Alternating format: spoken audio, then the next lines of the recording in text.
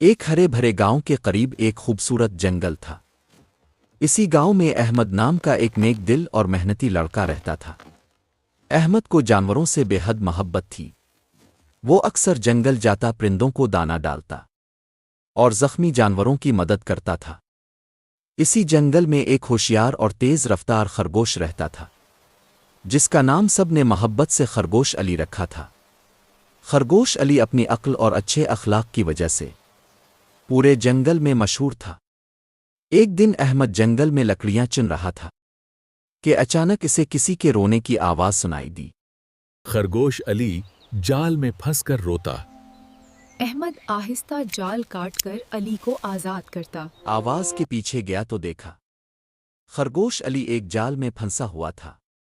احمد نے فوراً کہا، ڈر مت علی، میں تمہیں آزاد کر دیتا ہوں۔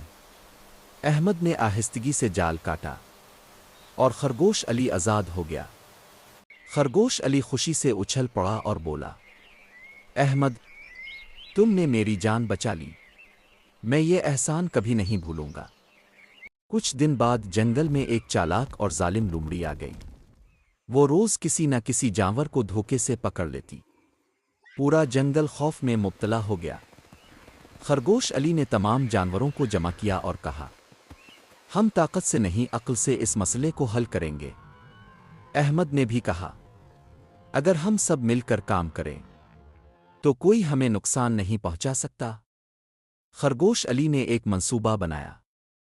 اس نے لومڑی کو پیغام بھیجا کہ جنگل کے کنارے ایک خزانہ دفن ہے۔ لومڑی لالچ میں آ گئی اور خزانے کی تلاش میں وہاں پہنچ گئی۔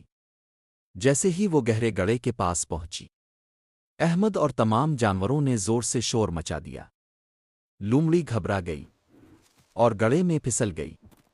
احمد نے فوراً کہا، ہم کسی کو نقصان نہیں پہنچائیں گے، بس اسے سبق سکھانا ہے۔ لومڑی خوفزدہ ہو کر جنگل چھوڑ کر بھاگ گئی۔ کچھ ہی دیر میں جنگل میں پھر سے سکون آ گیا۔ پرندے چہچہانے لگے، جانور خوشی سے کھیلنے لگے۔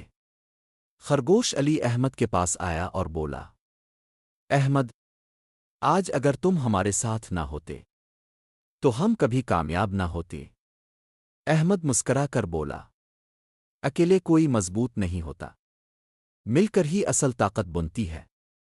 اور یوں احمد اور خرگوش علی جنگل کے سب سے ہمیں اچھے دوست منصوبہ بن گئے۔ بنانا ہوگا۔ اگر آپ کو ہماری ویڈیو اچھی لگی ہو تو ویڈیو کو لائک کریں اور ہمارے اردو سٹوری چینل کو سبسکرائب کریں۔ ساتھ ہی بیل آئیکن پر کلک کریں تاکہ ہماری آنے والی ہر ویڈیو آپ تک سب سے پہلے پہنچ سکے۔